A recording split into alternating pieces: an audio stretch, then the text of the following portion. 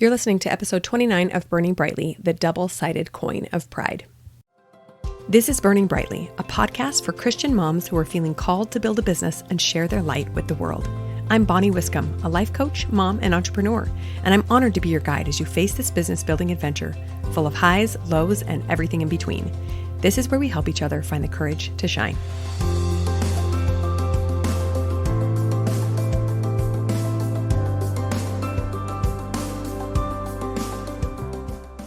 Hello, my friends. Welcome back. Today, we're going to talk a little bit about pride. It's not a conversation everybody loves having, right? No one wants to be considered prideful. And I think that it is something many women of faith are so kind of paranoid about that we actually swing way farther in the opposite direction. So we're going to break that down a little bit today. As we know through biblical study and learning more about God's people, we know that pride is one of the greatest sins that we are warned against. In Proverbs, we learn that pride goeth before destruction. Malachi says that the proud and wicked shall be as stubble. And in 2 Timothy, we learn that men shall be lovers of their own selves, proud and unholy, envious, all kinds of bad stuff we don't want to be, right? So we know that pride is something to be avoided.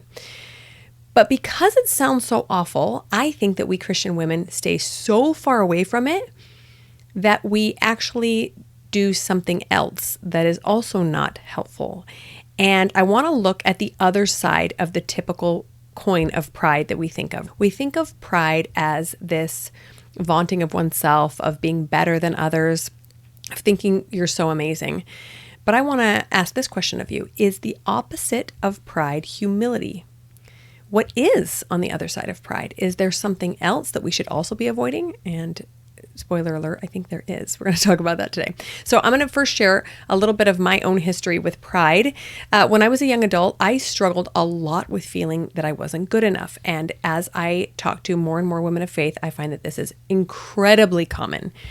In fact, I don't know that I've ever coached a woman who did not struggle in some way with self-criticism. I personally didn't think I had enough motivation. I didn't think I was self-disciplined enough. And I constantly fell well below these extremely high expectations that I had for myself. It was a miserable place to be. I'm going to tell you that right now. Totally and completely miserable. It plagued me through high school. It plagued me through college. And then when I was 21, I left the country to serve as a missionary for my church. So we served full time, a year and a half, all day, every day. We're teaching about Jesus and we are studying gospel and trying to improve ourselves. Now, this need to self-flagellate got worse, way worse for me. I finally brought this problem to my mission leader and asked him what I should do because I felt helpless. It was a daily occurrence that I felt depressed, miserable, anxious. It was not pleasant. And I knew deep down that something was not right. I knew this feeling wasn't coming from God, but I didn't know how to fix it. When I explained this problem to him, he actually shared a book with me. It is called Confronting the Myth of Self-Esteem. And I'll include the link in the show notes because I think it is an incredibly well-written book that helps put this into perspective a little bit. If you feel like you struggle with this, I highly recommend reading the book. But in essence, once I read this book, I have to say that no exaggeration, it completely changed my life. I essentially did a 180. What it told me is that what I was experiencing was not humility. And my brain was telling me it was. It was saying, if pride is making myself wonderful and amazing just the way I am, then the opposite of pride, humility, is tearing myself down. Now, we're probably all mature enough now to understand that that's not the case. But in my young brain, that was the best I could do. It was just to focus on my faults and constantly criticize myself so that I wouldn't be tempted to think that I was prideful. Essentially, what this book explains is that what I was experiencing was another form of pride. So the definition of pride from the dictionary says that it is a high or inordinate opinion of one's own dignity, importance, merit, or superiority. So a high or inordinate opinion of oneself. What I was experiencing was self-criticism, self-disparagement, belittling myself, and I assumed that that meant I was extra modest or extra humble. But what this book taught me was that it was essentially a low or inordinately negative opinion of my own dignity, importance, merit, or superiority. So instead of it being humility, it was pride, but a self-deprecating form of pride. Does that make sense? It was the exact same thing, only instead of thinking I was so wonderful, I was thinking I was so terrible. What I finally understood was that God doesn't want us to stop thinking that we're so wonderful or that we're so terrible. He just wants us to stop thinking about ourselves all the time. So whether we're thinking we're so wonderful or thinking we're so terrible, we are still focusing on ourselves. It's still all about us. So I think that if one side of the pride coin is self-aggrandizement, I'm so wonderful, then the flip side is self-criticism, I'm so terrible. It's still focused on ourselves. It's only through true humility that we take the focus off of us and back onto God where it belongs. Isn't that revolutionary? So I just want to open your mind up a little bit to this concept. If you struggle with that self-criticism, ask yourself, is my focus adequately on God? And I think you'll probably find that the answer is no. The reason being is that God's Spirit does not talk to us in a critical way. He doesn't tear us down or make us feel awful. He sometimes pricks our spirit with a little bit of guilt or a little bit of feeling like we are not in keeping with God's commandments. But when there is a little tiny mean girl in the back of your head, you can guarantee that is not coming from God. God speaks through peace and through love.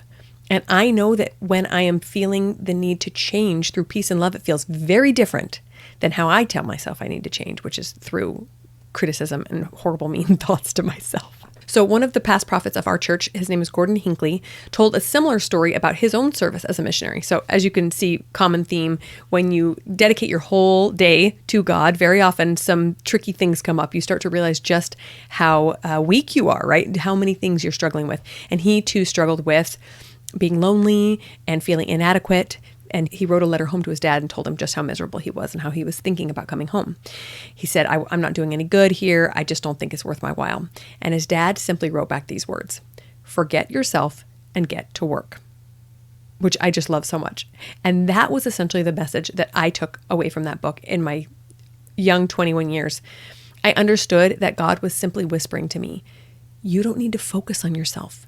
It's not up to you to perfect yourself. I can do that. You just have to keep focusing on me, and I will help you get there. The simple fact is, we will not be perfect in this life. We will not be anywhere near it. But by focusing on what God wants us to do and forgetting ourselves, we can get a lot closer.